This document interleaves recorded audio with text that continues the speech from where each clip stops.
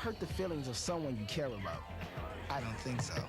So the next time someone offers you alcohol, remember, you don't have to drink to have a good time.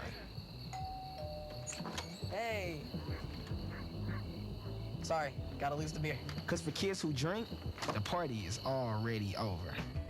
To make a difference in Pasadena and Altadena, contact Day One at 626-229-9750. Become a youth advocate today.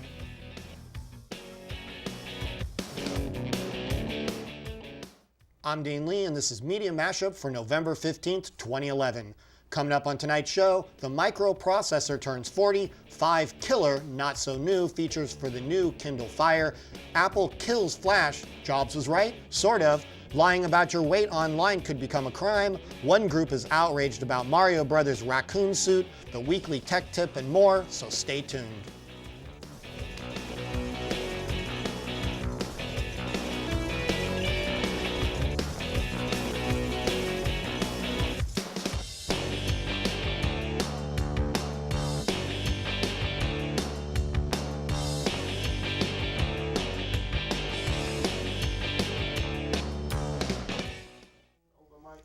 Media Mashup is being brought to you by the Pasadenan.com and the hardworking folks in our Citizen Journalism Workshop. They're the ones who make this all possible. This is the newest live show here on the Aurora channel. This is where we turn the tables on the media, discussing breaking news, information, the future of journalism with local reporters, the stories behind getting the stories. Tonight I'm glad to have with me, as always, co-host Kapawi Stibbard. Let's get right to the Media Mashup technology tip.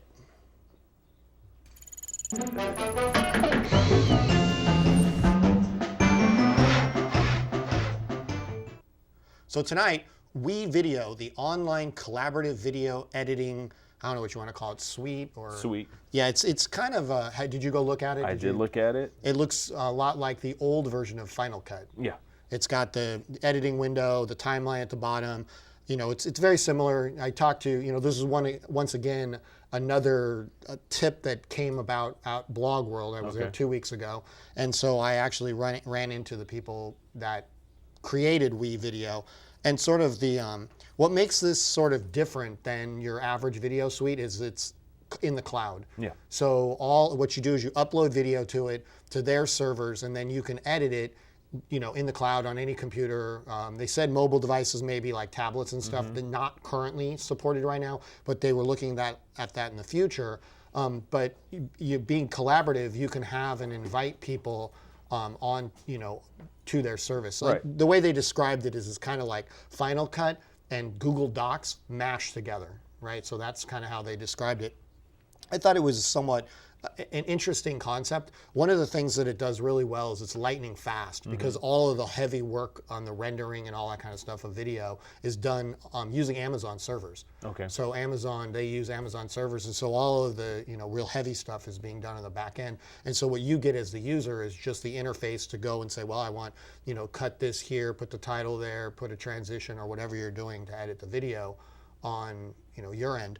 A couple of interesting things about this is this just debuted, you know, within the last couple of weeks. Yeah. They were working on a educational version of this, and I think it was Sweden or Switzerland, somewhere in Europe, for a while now. I think they said 5 or 6 years they've been working on the educational version of it. Since its actual announcement, they've partnered with YouTube. And so I think we mentioned this on the show a few weeks back, Google added video editing capabilities on the back end. This is it. Yeah. So this is the full version of it, you know, where you can go onto the site, sign up, and use sort of a full-featured sort of video editor, not like the YouTube, you know, it's the same service, it's just a more full-featured version of it. A couple of things to point out. There's a free version, a freemium model. So there's a free version and a paid version.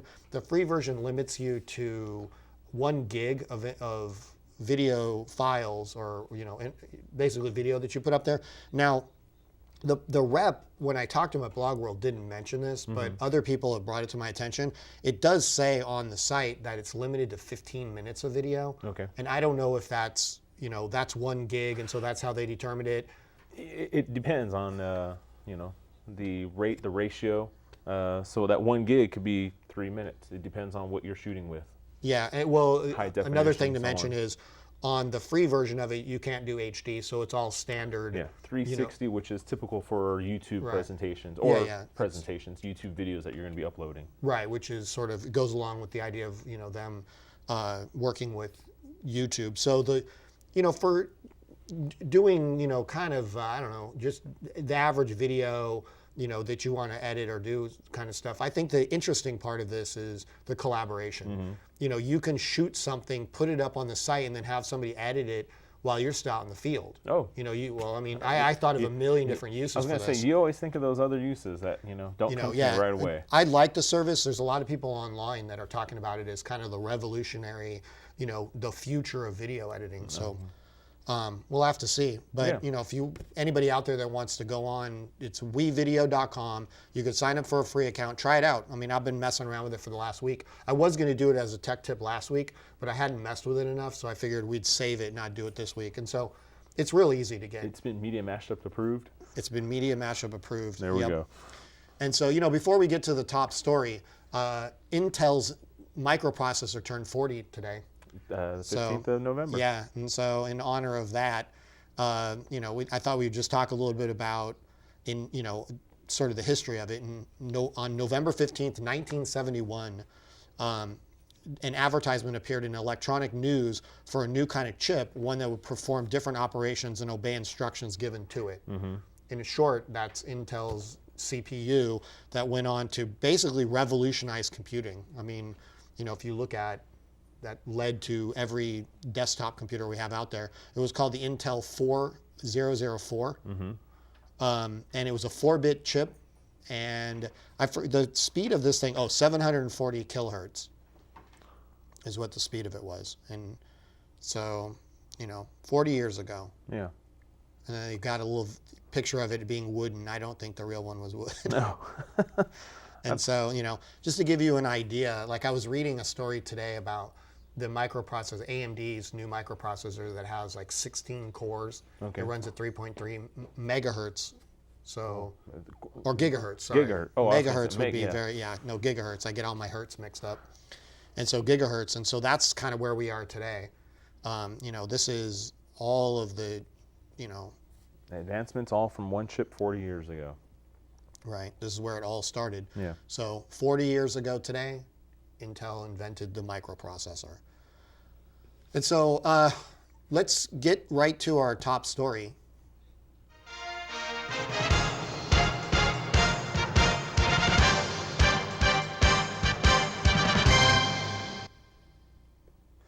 So Amazon released a Fire yesterday, one day early. I know we talked last week about the... One over to your right. About what? One over to your right.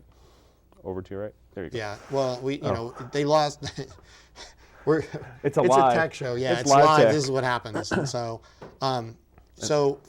yesterday, Amazon released their new tablet that they don't want to call a tablet, called the Kindle Fire. It's the next evolution of the Kindle, which started out as an ebook reader. It was supposed to come out today, but people started getting them early as kind of a surprise, or however, I don't know what Amazon was thinking. They putting them out one day early, that it would, people would make a news story, right? Yeah. And so. So I thought, we talked about this last week, and I didn't want to rehash what we had already talked about.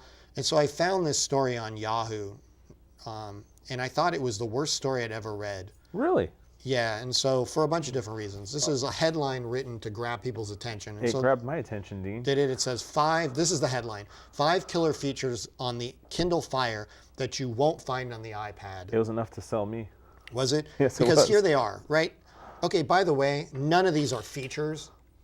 The first one is an unbeatable price. So the Amazon Kindle's out $199. The unbelievable price is a feature? No, it's not a feature. Okay. At all. And has nothing to do with the tablet. And that's outdoing the iPad. In no way, Apple could have priced theirs at $199. They just decided not to. So there's one. So number one is ridiculously stupid. The second one is a 7-inch screen.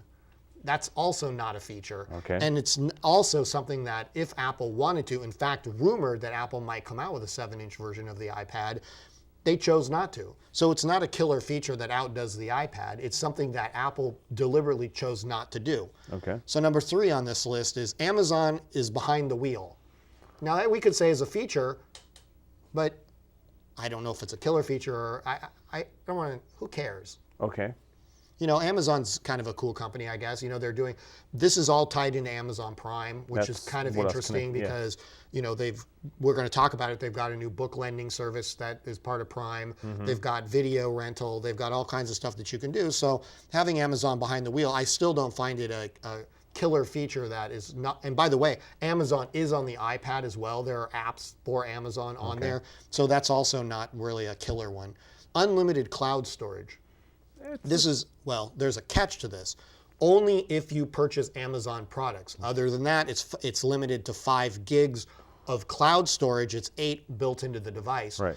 Unlimited, I mean, I can get that on all kinds of stuff on the iPad. So, I mean, this list is just ridiculously stupid. And then nonstop streaming. And so, you know, with Amazon Prime, you get to watch movies. And so they're saying that nonstop streaming of movies you get on the Kindle.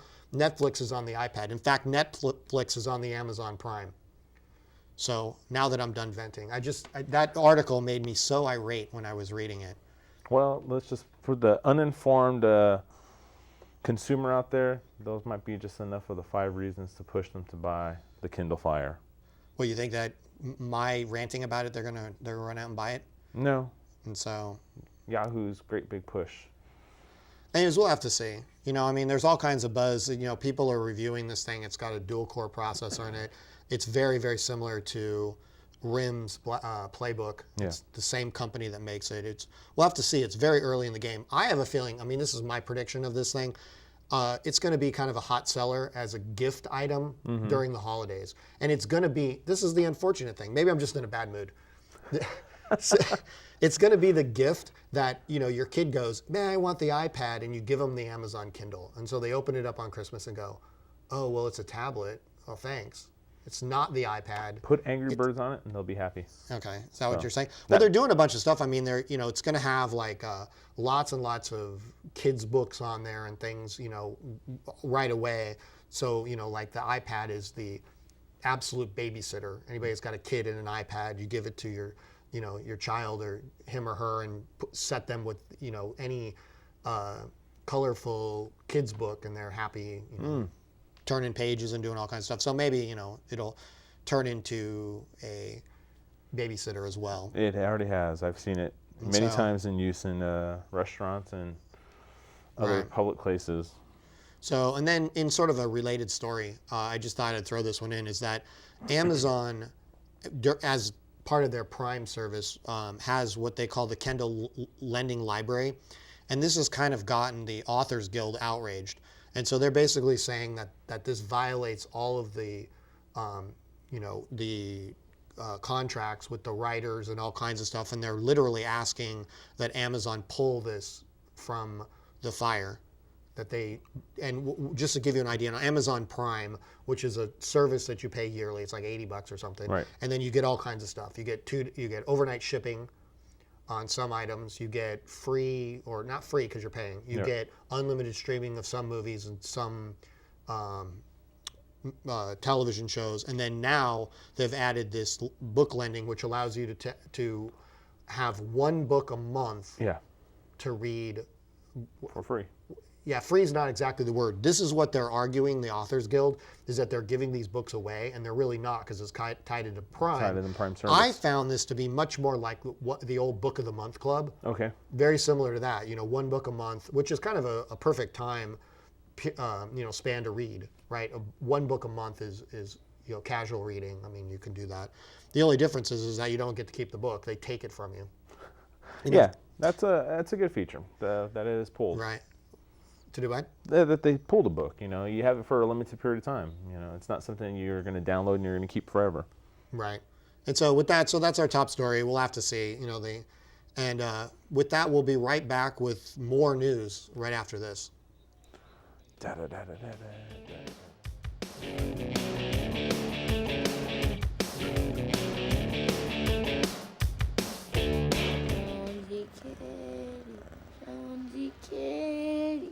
Jonesy cat. She is my kitty. She is my squiddy. She is my Jonesy. She is my Jonesy cat. She is my cat. Things can get pretty ugly when you're bored. In an after-school program, you can find something way better to do.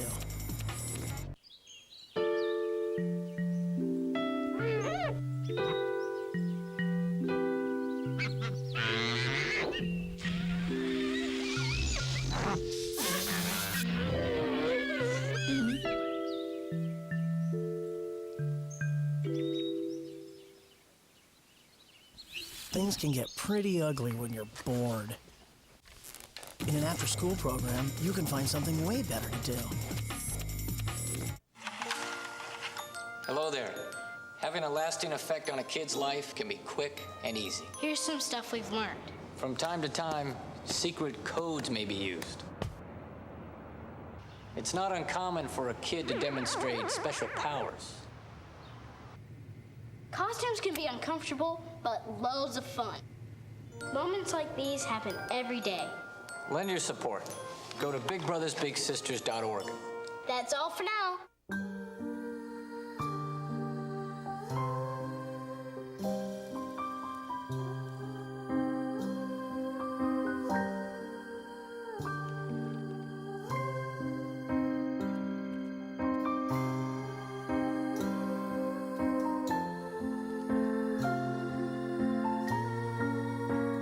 Protect yourself from mannequinism. Volunteer, vote, stay informed. It's easy to get involved.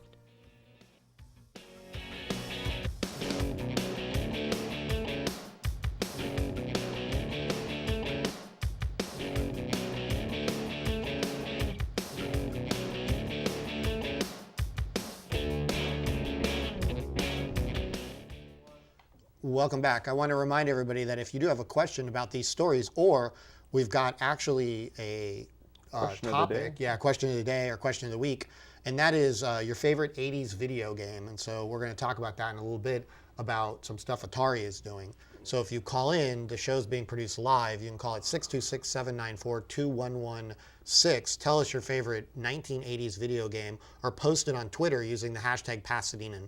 We also have a chat room, so you can sign on in the Pasadena.com. And so let's get back to these stories. This is a big one. This was the big story last week. Adobe is making some changes, which includes not updating Flash on mobile devices. Yeah. I was, a lot of headlines out there saying Adobe's killing Flash. Mm-hmm. They're not killing Flash. They're stopping the updating cycle they're coming out with a new version of it, 11. I think it's 11.1 is the new mobile version, and that will be it. And so they will not make any more updates to Flash mobile. And there's a lot of people out there that are saying, Jobs was right. Look, Flash doesn't work on mobile devices. In fact, Adobe is actually saying, if you develop for mobile devices, two things. One, use HTML5 or use their Adobe Air product or whatever, and that's what they're going to push forward. So I don't know if that, Adobe Air works off of Flash, and I know you can create apps for it. In fact, their apps online are on the desktop are really nice for the Adobe Air. Okay. Seems to me that's Flash, and so they're not really killing it at all.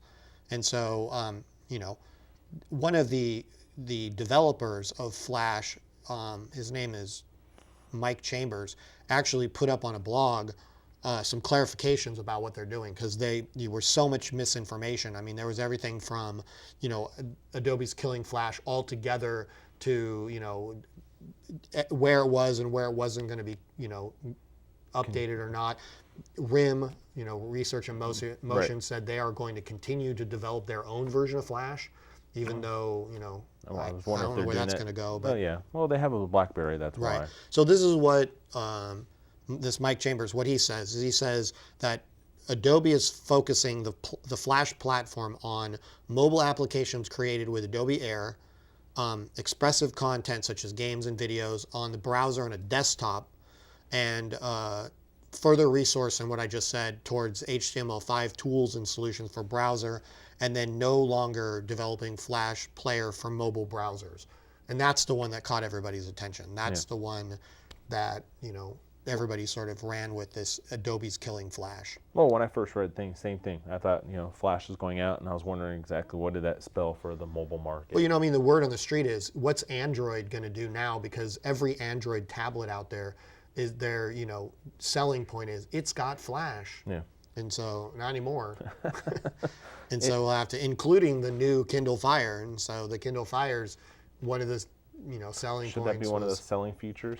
That it has Flash? Well, here's the other thing. It's kind of an odd situation is, not only is it mobile devices, but it's also on set-top boxes. Okay. So they won't be, which is kind of the same thing, because most set-top boxes, like the Google TV, the review, that's running a mobile version of sort of a tweaked version of Android, right?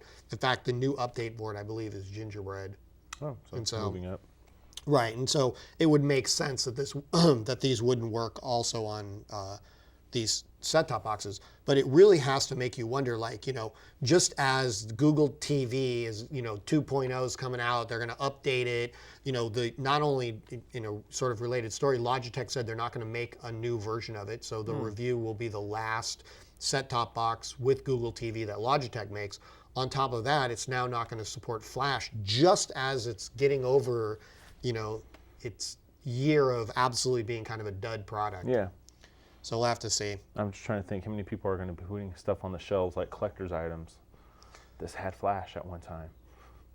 It's on the collector's shelf. Well, I had the review and I got rid of it because of all kinds of other issues with it. But it has potential. My feeling is that the Apple. I'm not an Apple fan, but the Apple TV. Yeah. If they open that up to apps, it's game over. The Apple TV, especially if it's, there's a lot of rumors out there that Apple might make a physical television set. If it's got apps on it, that's the whole world will just forget tomorrow that there was anything prior to it, and they'll all, especially at $99 price point. I think that Apple's just trying to figure out how to monetize it. If they open up the App Store, it could dig into iPad sales, the Touch, the iPod Touch, and so I think they're just trying to figure out how to, keep people sort of engaged in all their products. Okay. So let's move on to the DOJ. The Department of Justice. We got lots of sort of government stories tonight. This is the first one. So the Department of Justice is defending basically a hacking law that would make it a crime to use fake names on sites like Facebook. People are claiming things like, if you put your weight or lie about your weight in an online dating profile on sites like Match.com, it's a felony. I think that's a bit extreme, but I agree with using the valid, true first name. But well, this came about, I don't know what it was, a year, 2 years ago. There was a MySpace case where somebody used a false profile to harass and bully. And it ended up with somebody, a young, I think it was a girl who committed suicide. Young 13-year-old, yes. And that case is still in the courts. Yeah. That case is being heard here in Los Angeles as well. But this is what, when you have a situation like this, the first thing that happens is there's some, lawmakers or legislators out there that want to put in place something because they want to, be the do-gooders of, stopping that kind of thing from happening. This is basically, it's making kind of everybody a criminal if you so much as, lie about your birthday on there. So, you've got a bunch of 13-year-old kids out there that go onto Facebook, or younger than 13, I should say, that lie about their age to be on Facebook. They're all federal, they're all committing federal crimes. And so this law in question is called the Computer Fraud and Abuse Act. And it was issued by the Justice Department to prosecute a woman, Lori Drew, who, this is what we were talking about, used a fake MySpace account to verbally attack a 13-year-old girl who committed suicide. And, it's not the first and it's continued on, but even though, this one is unique because, again, she created a false avatar for the MySpace. Well, the whole account was set up fake. Yeah. And you could tell the age of this, right? Because it's MySpace. Yeah, well. And so, this goes back. It was breaking at the time. I think the case, because I remember this story breaking, I think the case went to court like last year, the year before. Yeah. I think the incident happened, 2006, 2007, somewhere around there, if I remember correctly. And so, And the reason why it was being heard here in Los Angeles is because I think MySpace was based out of Los Angeles at that time, or their servers were located in Los Angeles. Right. And so, well, More hacking, more law. Yeah, and so this one is it's a hacking law that's proposed for Americans that are using computers. I'm trying to see where it says here. It's called the Computer Fraud and Abuse Act, and so it's been revised to basically what they're saying is this is making everybody a criminal online, and so it's a attack. It's a continuation of the earlier one of the abuse of 1980s stemmed from that. Right. And so, yeah, they just want to update it. And so basically it's going online, and, I'm trying to see if it has the actual text of what the sort of a summary of the bill is. And so, anyways, let's move on to the Twitter one. This is kind of an extension of the one we just talked about. So this is like these two, it gets a little bit confusing, but let's move on to Twitter because I think this one is more interesting. This deals with WikiLeaks, and it deals with giving up information on Twitter. Yeah.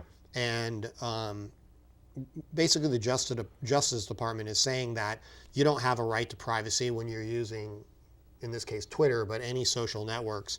And one of I think it's 3 people that were indicted for the WikiLeaks stuff, or is in court right now, is basically, she's a member of the Icelandic parliament, and is basically saying that Twitter is the same thing as search your house, like coming into your house and fishing through papers and doing all that kind of stuff. In fact, this is in the U.S. because Twitter is here. These are people that aren't even U.S. citizens. Yeah. They don't live here. They don't do any of this kind of stuff. The argument that's being made is not only is Twitter a public service, the terms of agreement that you sign when you go on to Twitter specifically say that it's a private company and they can basically give your information to government, third parties, or whatever if they so choose. And so in this particular case, by the way, the judge isn't going to they're going to Twitter and getting the information out of Twitter. And so basically what the judge is saying is that by using Twitter, users are voluntarily turning over the internet protocol address when they sign up for an account. And so it relinquishes the expectation of privacy. Yeah.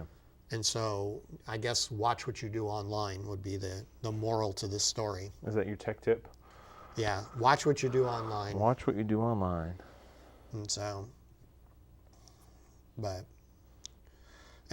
and then in, another story that deals with hacking, which I didn't find anybody really talking about this. I mean, there's a story in the Huffington Post about a group of, I don't know, I guess we'll call them hackers, in Estonia. Am I saying that right? Estonia. Yeah. And they're charged with running a sophisticated internet fraud ring that netted $14 million by replacing ads on websites and hijacking search results to send you to a click-through site before you go to another site. The actual operation was called Operation Ghost Click. And so they found that these companies were running, like, let's say they gave the example of you do a search on Google for Apple. They send you to a site that's not Apple. You click on that, then it takes you to Apple, and they get the money from the ad that you saw before you went to Apple.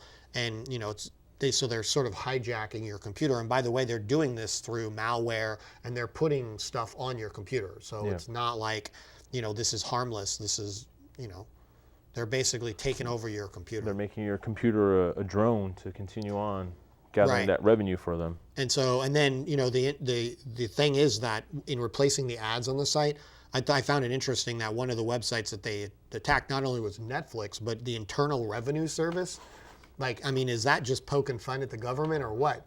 It's like, they went on and changed ads on the Internal Revenue Service website to have people clicking through there to.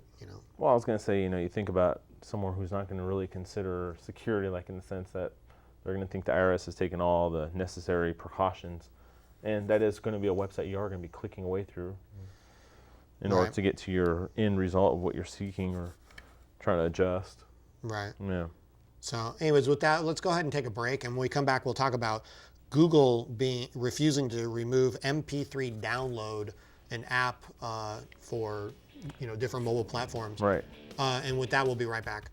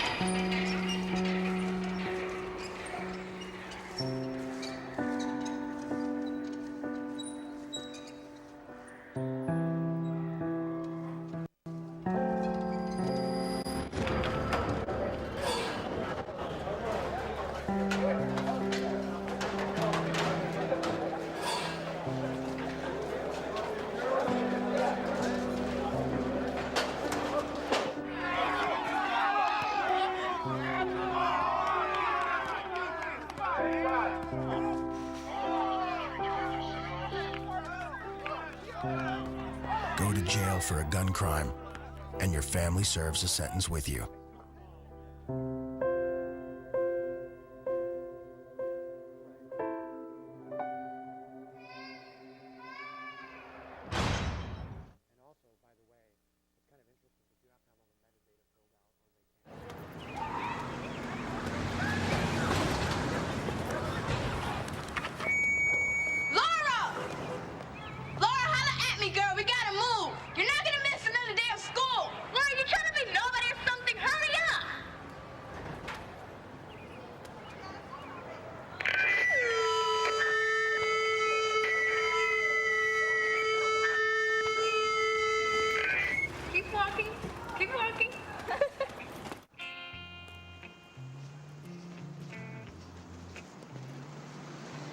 Excuse me.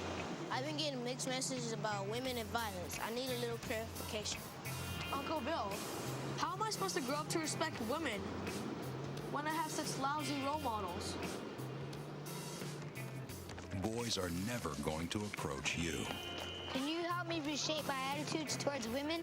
You need to teach them that violence against women is wrong.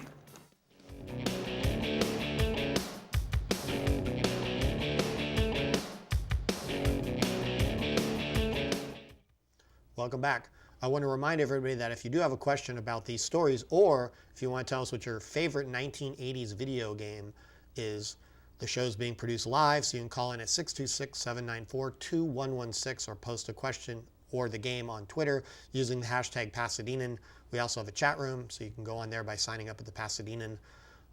So let's get right back to the stories. Google is refused requests to remove MP3 Music Download Pro. Yes. And so this is a extremely quote unquote popular Android app which allows you to download, and right from the story it says copyrighted music, even though Google has said that's not the only, it's kind of the BitTorrent argument, it's not the only use that this app has. In fact, in a promotional, some materials for it, it has like classical music, and somebody's downloading and listening to classical music, which, can or might be in the public domain. Well, classical music for the most part. Well, it depends on, again. Right, period. it depends, right? Yeah. And so, yeah. But what I think is kind of interesting is that Google is refusing to sort of remove this app from the App Store. I mean, they're defending, I think this has more to do with just defending this particular app. I think it's defending all apps because, we're about to talk about it, but they're going to launch a music download or a music service possibly tomorrow. It's a rumor, but why would they hold on to an app in the App Store that allows you to get free music when they're going to have a paid music store launching tomorrow? And so what they're there's one open, reasoning one will for close. it. Yeah. But basically all this does is download the music and free lyrics, and there's really not that much to say about it. The RIAA, which is the Recording Industry Association of America is basically sent them a takedown notice or cease and desist. Cease and desist letter for the app. Yeah. And so, you know. And that's a crazy app you have there. What's that? And that's a crazy app we're looking at our end. Yeah, I don't know what's going on. You know, we use a service called Instapaper, and they seem to be having some trouble with, you know. Okay, so the official letter from the RIAA. Is that enough A's? Yes, RIAA. Basically says that it's on behalf of EMI and Sony Music and Warner Brothers, all three of which are rumored once again to be connected to their launch tomorrow. And so, and then this is just, you know, basically a takedown notice for the letter. And so now in a sort of what, I don't know, we're ripping through these stories, but in a related situation, the RIAA is also asked a service called Redigi to remove itself from the internet. I mean, I don't know how to lightly put that. Basically, they've sent a letter to them as well, saying that they need to take down what they're calling the world's first online marketplace for used digital music. Okay. So the record industry is basically saying there is no such thing as a used MP3 because as you copy a file, a new one is made, and so you can't have used digital music. It's a oxymoron. And so what the company, this Redigi, is arguing is that they're rejecting the safe harbor for first sale, and what you have is first and second sale. So when you go into a record store, they don't exist anymore, but let's say you go into a bookstore. Record stores do exist. I know. Well, anyways, and you buy something used, you're buying the second rights to the copyright because the original holder of the copyright's given up. Yeah. You know, the right to the copyright. And so what they're basically saying is this DigiWrite or this Redigi gives you the rights by making sure that the people selling the music is giving up their end of the rights. Okay. And so, you know, I thought this story was somewhat interesting because what the record industry could argue is that because we live in a digital world and everything is files and nothing can be, you know, basically they're copied and not used. Yeah. They could try and amend the copyright law or do something where you can't buy anything used. And, you know, well, I think there's a secret war going on used products. You know, look at, you know, video games, movies, any of that kind of stuff. We've talked a lot about the video game. Right. They don't, you know, I mean, it's kind of a weird situation, right? The record industry doesn't make money at all on used records. The video game industry doesn't make any money on GameStop selling used video games. And so if it went away tomorrow, they'd just be clapping and happy. Okay. So, you know, we'll have to see. But, you know, so they're being sued. You know, they're actually asking for as high as $150,000 per work infringement. This is what the record industry, we'll just call them that, is asking for out of this Redigi company. We'll have to see because this is a really, you know, we'll keep up on this story because I think this is kind of an interesting argument on this used versus, you know, copied material or whatever.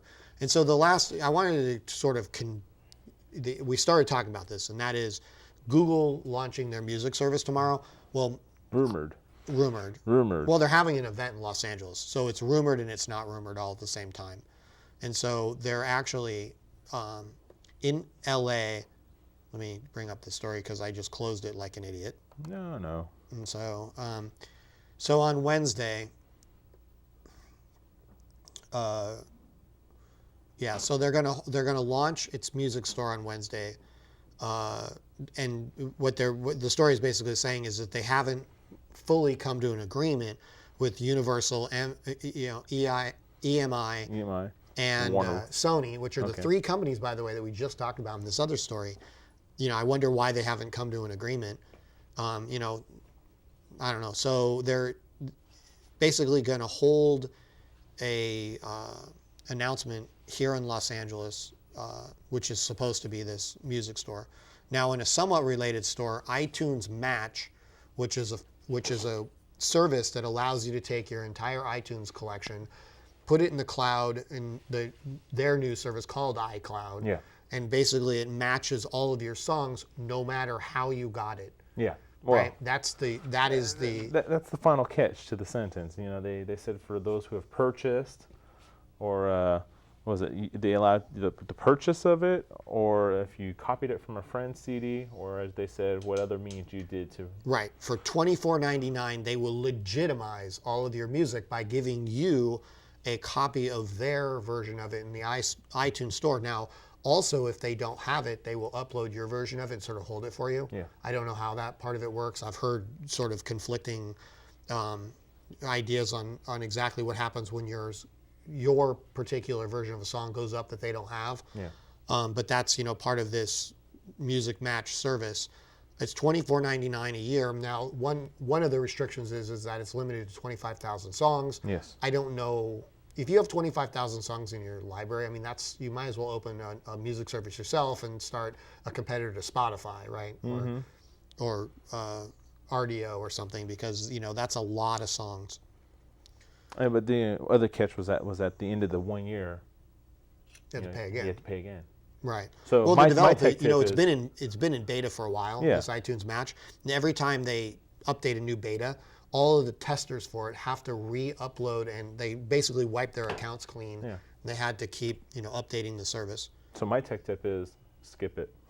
Well, for $24.99, if you have a lot of music, you know, that's not bad. I mean, it's a couple dollars a month. To be in the cloud. You know, Yeah. I mean, I got an invite to Spotify, Yeah. and I've been using that. I mean, I really like Spotify. I was kind of skeptical about it, but I think it's a good service. Okay. I'm using the absolute free version.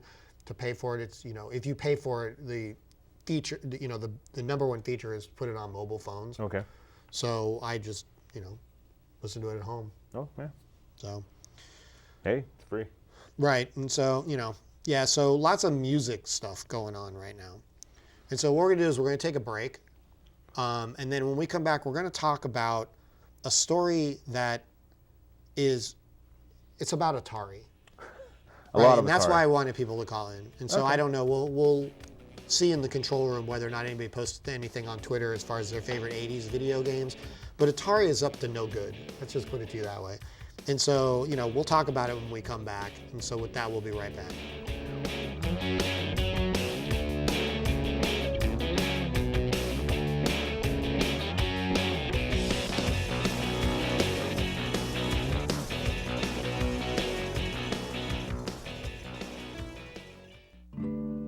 To a child, a little of your time can make a lifetime of difference. That's why the Greenville Family Partnership sponsored a hike, because kids with something to do are less likely to do drugs. Standing right in front of them. Whether you're a good storyteller or a good listener, you can help. To find out about community drug prevention programs, call toll-free 1-877-KIDS-313. I can keep a kid off drugs. Can you tell which of these children was not born free? Can you tell which of these children was not born equal? Can you tell which of these children does not deserve to be treated with dignity?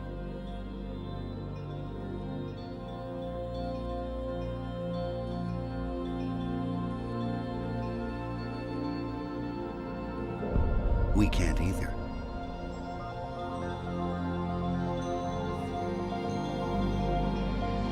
Human right number one.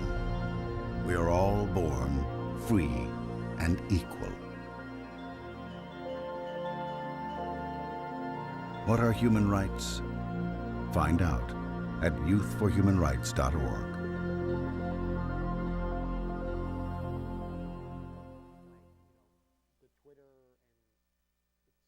What's in your camera? Take what's in your mind and go digital. Perfect it and express yourself with like-minded, creative people at Pasadena Filmworks, a nonprofit, community-based group committed to encouraging positive expression.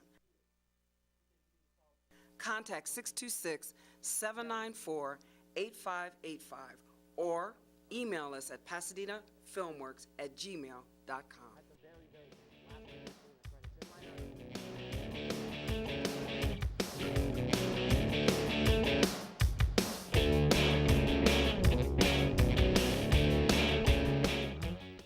welcome back. I want to remind everybody that if you do have a question about all the stories we just talked about, or a favorite 1980s video game, the show is being produced live, so you can call in at 626-794-2116 or post the question or game on Twitter using the hashtag Pasadenan. We also have a chat room, so you can go on there by signing up at the Pasadenan. And so let's get right to Atari. Here's the story. Let's start with the story. Okay. So Asteroids releases a new version of Atari releases a new version of Asteroids. Right. Which I think is ridiculous on its face because there have been many, many, many remakes and versions of it. Revisions. I mean, the original, versions, yeah. Well, the original Asteroids came out in 1979. Right. I think Asteroids Deluxe came out in 1981.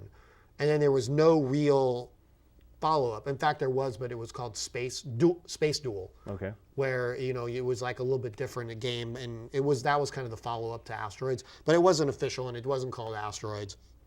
But Asteroids this week on Monday, and by the way, I went and downloaded it. It's a free app. It's called Asteroids Gunner. Mm-hmm. You can get it in the App Store. I don't think it's on Android. I think it's only on the iOS iPhone. platforms. Yeah, iOS. And so basically, this is a remake of the classic game. It's got some new, you know, twists to it. I think the biggest twist is you can give money to the game. You can buy stuff and right. Yeah. Well, I mean, you know, it's in line. It's you know, you go around, you shoot the asteroids, they break into smaller pieces. The big difference that I saw, two of them right off the bat. One is when you're firing your ship, you can do it in any direction. So you have two basically on-screen joysticks. One is to move the ship around, the other one is to fire. And so it's more like, if anybody knows the game Robotron, you can fire in a different direction from which you're going. The other big change to it is the ship has no inertia. So when you stop in the old asteroids, which made the game fun, you kept going at whatever speed, you know, and just kept flying around. This, if you let go of the stick, you basically come to a stop. That's a smart feature. That was one feature I did not care for. With the fact you couldn't slow down? Yeah, you'd speed up, you'd speed across the screen. Well, it's real physics. And so, all right. So that's the news of the week is Asteroids Gunner coming out and really Atari promoting this as the next Asteroids, right? Even though they've put out the old Asteroids a million times on every platform in every way possible, on every, you know, console you can think of. Now, back in May, I'm trying to figure out exactly where to start this story. Atari started doing a bunch of really crazy moves in, like, once again, going to Google. They tried to have a couple of apps removed from their app store that were old 80s, you know, retro games, a version of Missile Command, and I think it was Battlezone, right, or something. It was another 1980s video game. They tried to have these apps removed, and at the time, nobody could really figure out exactly why. And so, you know, it was, why are they going after these? I mean, it kind of makes sense that they want to retake these old video games, and they make really good apps for phones and mobile platforms. But, you know, that was all that was really said about it. Then all of a sudden, Atari started going around and... It's all these letter A's. I know. They're just getting to you, Dean. And so they started, so they went to all these retro games. And another one, by the way, is called Alien Space Retro. And this game isn't free, but you can go to the App Store and download it if you want or whatever. The second I saw this new Asteroids Gunner, I had to go back to Alien Space Retro, which is a game that's been in the App Store for a while, because it is the exact same game. Oh, is it? Yes. Okay. You know, in fact, Alien Space Retro, hate to say this, is a little bit better because it goes back to the old vector, you know, line graphics, and the new one doesn't. The new one is the asteroids look all 3D and they look like a modern video game. This Alien Space Retro is the same game, only with the vector. With the vector graphics. Atari, you know, basically gave the producer or the designers of this game a takedown notice saying that they needed to take it out of the App Store. The last I checked today, this morning, the app was still in the App Store. Okay. So this is kind of an ongoing battle with them. But in this process, Apple went around and started taking, you know, what are called DMCA notices, Digital Copyright Millennium Act. Millennium Act, yeah. Right. And so basically these notices say you're infringing on somebody's copyright or trademark and that you need to remove whatever your website is on there. And so Atari went around and with these DMCA notices to anyone using the word asteroids, including amateur astronomers that are actually, monitoring real asteroids in space. Okay. They actually sent these notices to, websites that were using the word asteroids. And so a bunch of these sort of fan sites, though, that got caught up in this, one of them is one that I used, I should put that in past tense, a lot. Is called Atari2600.org. Yeah. And what Atari2600.org did is it basically rated old video games from a collector's standpoint. Okay. So if you had a cartridge or, and it wasn't just the 2600, even though the site was Atari 2600, it could have been the 5200. Okay. It could have been, just anything kind of old Atari. Yeah. And so you could go on there and see if it's collectible.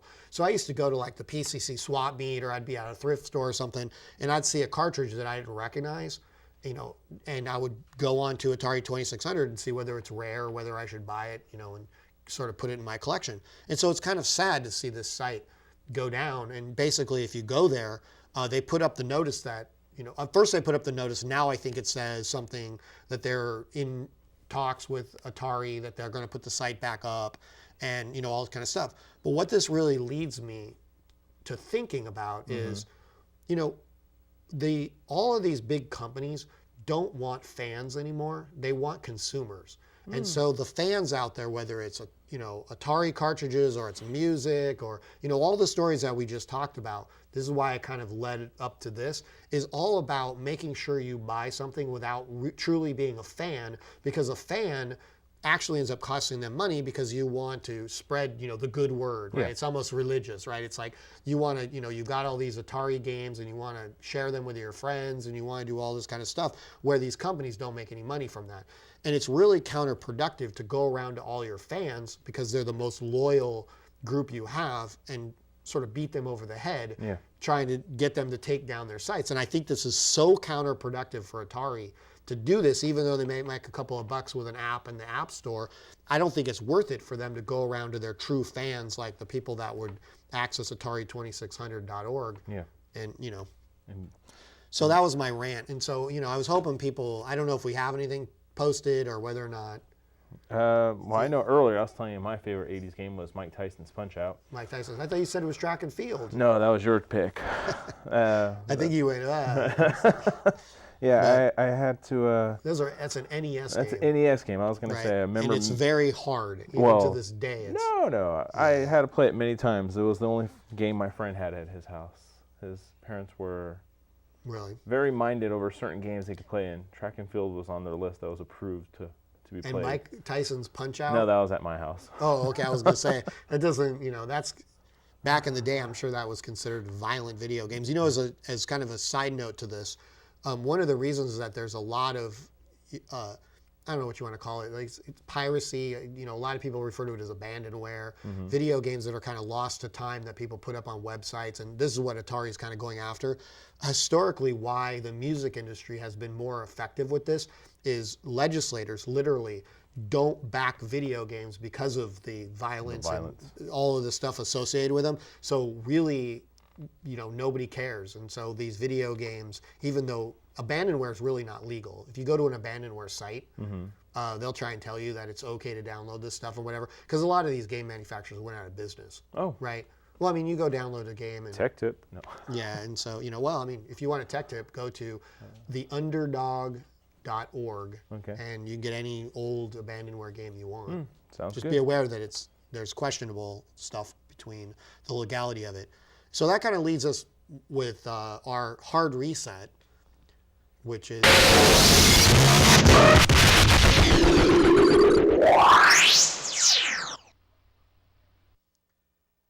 Wow, we just reset the whole show. 5 minutes, to go.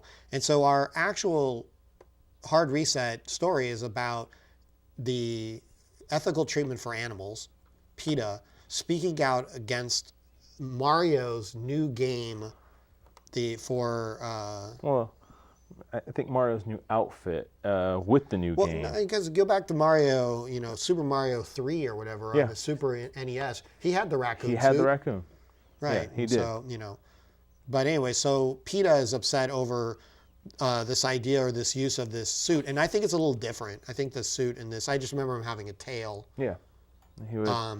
You know, in this or whatever, but they're calling for, you know, people's awareness of animals, basically saying Mario is making it acceptable to wear fur. And this isn't the first time. So PETA has made, you know, called on Cooking Manna and Super Tofu Boy as spoofs to call attention to other issues dealing with animal cruelty. And then the last, and you'll like this because it is a tip, is if you go to PETA, it's Mario, let me get the actual address up here. So it's features.peta.org/Mario kills Tanuki. And you can play the game. Not Snooki. What's that? I said not Snooki. Yeah, and so you can play the game, and it's called Super 2D Tanuki Skin, right? Yeah. And so, and then if you play the game, it's like Mario Brothers, but you're trying to chase the animals or whatever to try and get the fur back, or you're chasing Mario to try and get the fur back.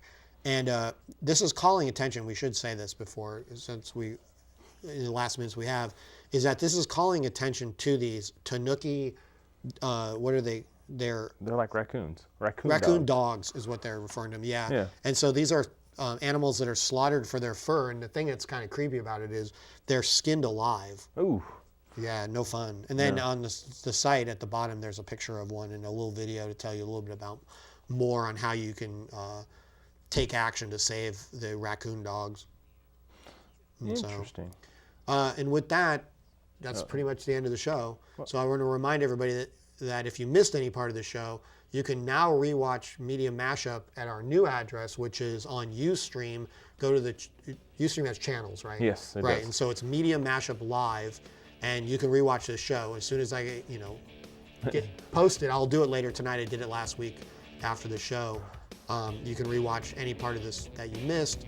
For information about the Citizen Journalism Workshops, Tuesday night, 6 to 8, call 626-794-8585 or go into thepasadena.com.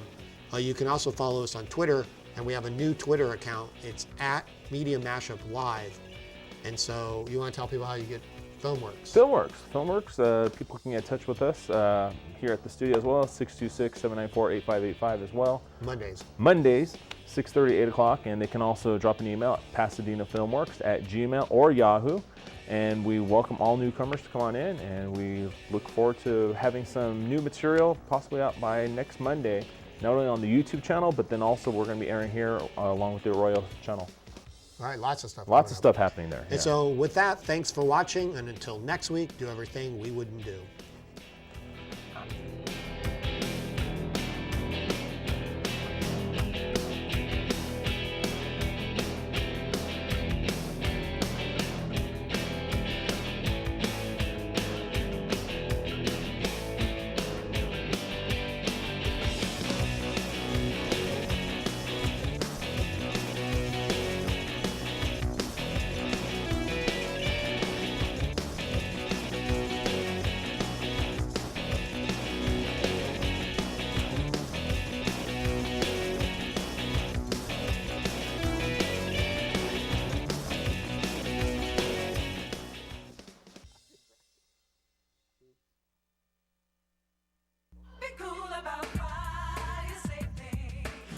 You don't know about the most important thing is where most fire start. It's right in your kitchen. Don't cook on stove tops. Let your parents do that. You can set that pan on fire full of grease and fat.